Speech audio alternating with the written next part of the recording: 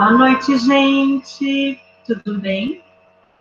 Nós vimos nas nossas aulas anteriores sobre o que é a instituição e sobre a atuação da psicologia institucional, que conhecer uma instituição é conhecer as relações que lá se dão, as relações que a instituem. A instituição ela não é algo fixo, não é algo dado, não está no lugar físico, não está na estrutura material, nem está nos regimentos. A instituição está nesses movimentos que acontecem com as ações, as práticas e as relações que fazem com que a instituição exista, sendo continuamente instituída.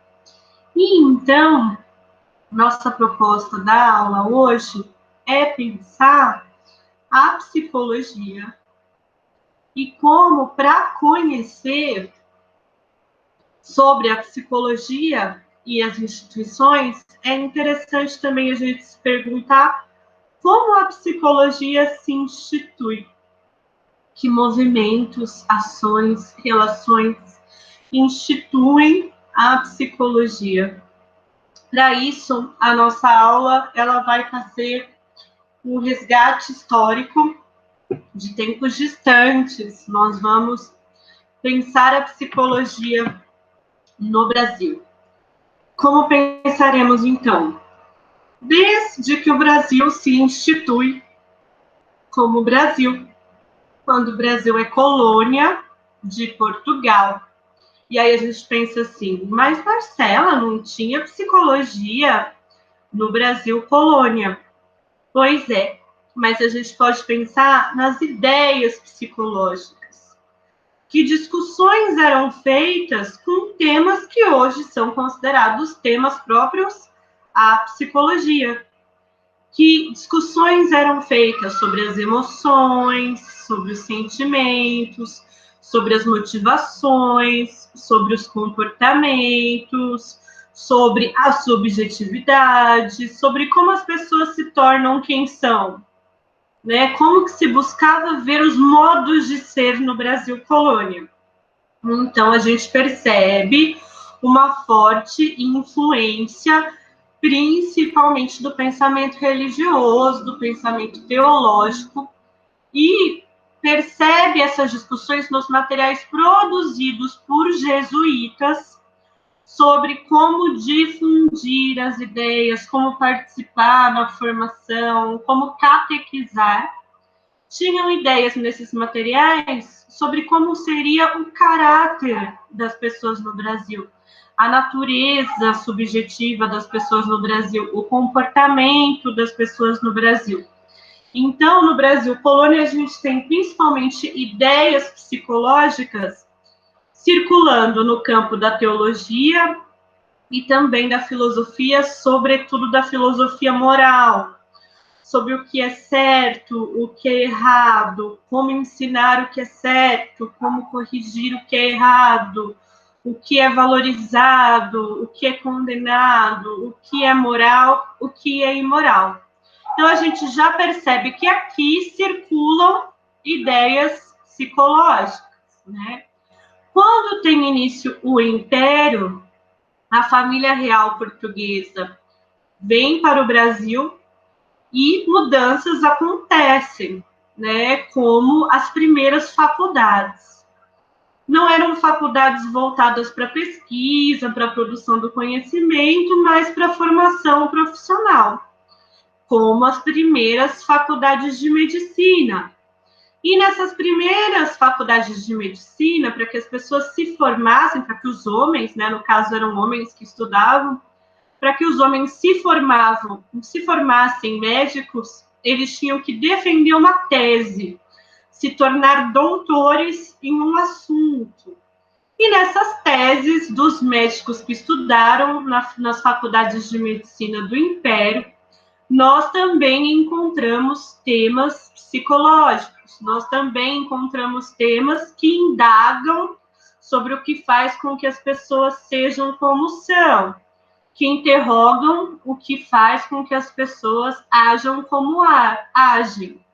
E também que pensam sobre como tratar, como cuidar, ou então como controlar determinadas manifestações psicológicas.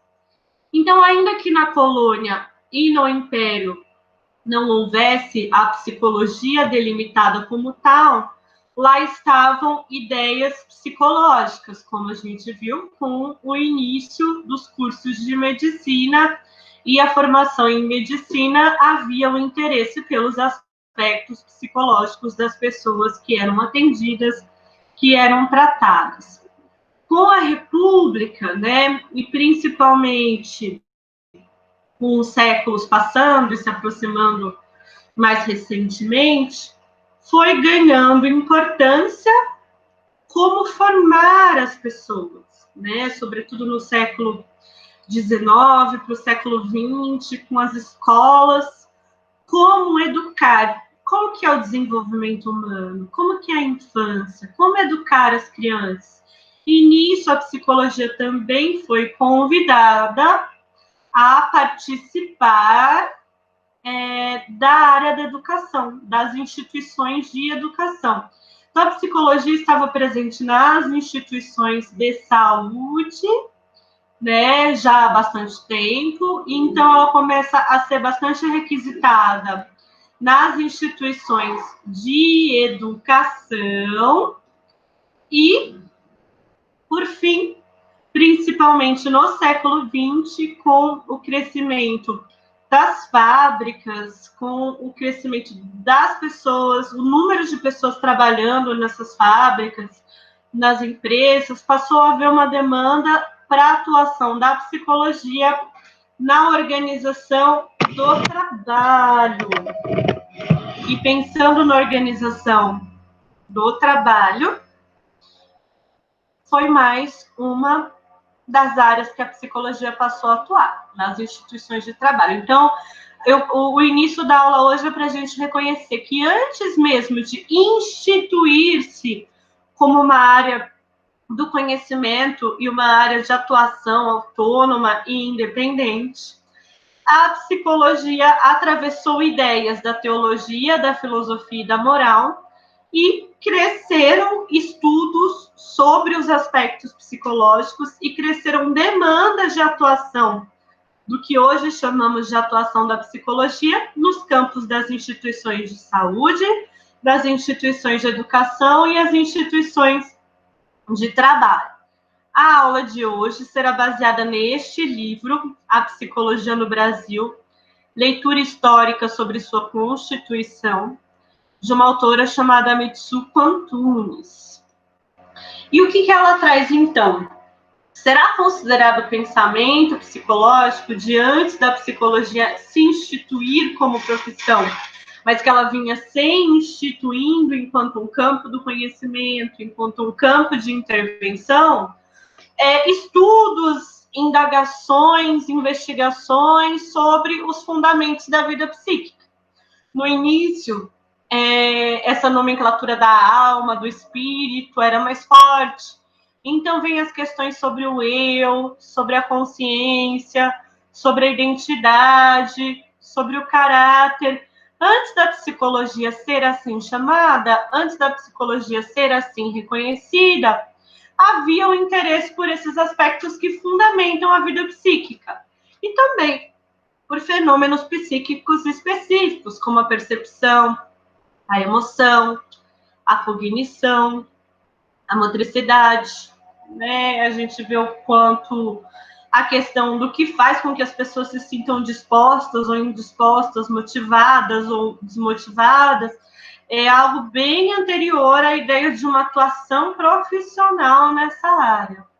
E a teologia, sobretudo, a teologia moral, né? O que faz com que as pessoas aprendam sobre o que é certo e errado, aprendam sobre o que é moral e imoral e ajam de acordo com o que aprenderam. No período colonial, então, a autora nos traz, Antunes nos traz, que várias obras abordam a problemática do trabalho com essa perspectiva moral. que o certo é trabalhar, que o certo é obedecer no trabalho, que o certo é seguir a disciplina no trabalho, que o moralmente aceito, correto, que deve ser incentivado é o trabalho. E por que as obras abordariam essa problemática no período colonial? Porque a colonização envolvia que indígenas trabalhassem nos interesses dos exploradores, né, nos interesses da colônia. E aí, vários estudos sobre o ócio, sobre o vício, diziam que haveria, então, na forma de ser indígena, no caráter indígena, na personalidade indígena, na alma indígena, uma espécie de preguiça, de ócio, de indisciplina, de indolência, que seria original. Aí a gente percebe como conhecer como as ideias psicológicas se instituem é muito importante para questionar naturalizações, rigidificações, né? Os pensamentos, as obras que falam sobre o caráter humano, as primeiras obras brasileiras sobre o que torna alguém da forma como é, o que faz alguém ser como é, são obras que se interrogam o que faz com que os indígenas sejam como são. E essas obras que se interrogam o que faz com que os indígenas sejam como são, têm esse acento moral associando a alma indígena, o caráter indígena, a natureza psicológica indígena ao vício, à preguiça, à indisciplina. Né? As questões indígenas são especialmente consideradas e o trabalho, então, não é só uma forma de compreender os modos de ser, mas também de propor modos de intervir nos modos de ser. A gente vê como aí se institui bases para o que hoje é chamado ciência e profissão psicologia, né? Conhecer modos de ser e intervir em modos de ser. O trabalho é visto como meio de cura e instrumento para a civilização indígena. Né? É claro que nós temos hoje uma postura crítica em relação a isso, mas a gente não pode desconsiderar o quanto essas obras, né, foram por muito tempo lidas, estudadas e tidas como referência para a compreensão sobre modos de ser. Vou ler, então, a citação em que Antunes fala sobre esse caráter brasileiro, o que os estudos apontavam como caráter brasileiro. Para vários autores, o ambiente é considerado como um dos fatores determinantes do comportamento. Olha como essa relação, né? O que faz alguém agir como age? É a natureza, é o ambiente, é o meio, é a cultura, é o nascimento? Já estava presente na colônia, né? Para vários autores, o ambiente é considerado como um dos fatores determinantes do comportamento. Para Padre Vieira, o clima brasileiro favorece o ócio e a dissimulação. O calor brasileiro favoreceria, então, a preguiça. Assim como para Melo Franco, para quem a natureza dispensa o homem da luta, levando ao ócio. São autores que estão sendo citados aqui porque publicaram obras com questões psicológicas, embora a psicologia ainda não existisse. Concepções como essa serão frequentes até meados do século XX e terão muito próximas com o pensamento, e serão, desculpa, eu digitei errado, e serão muito próximas com o pensamento psicológico psiquiátrico desenvolvido no Brasil. Então, antes da gente conhecer como se institui a psicologia assim chamada no Brasil, é interessante conhecer o que antecedeu, o que participou nesse processo de instituir-se. No século XIX, algumas datas que marcam, né, as influências é a transferência da corte portuguesa do Brasil, porque aí as faculdades de medicina na Bahia e no Rio de Janeiro são criadas, ou seja, os pensamentos psicológicos passam a ter um espaço institucional mais fértil, que é o espaço das instituições médicas, das instituições de saúde, que é o que veremos no nosso próximo vídeo.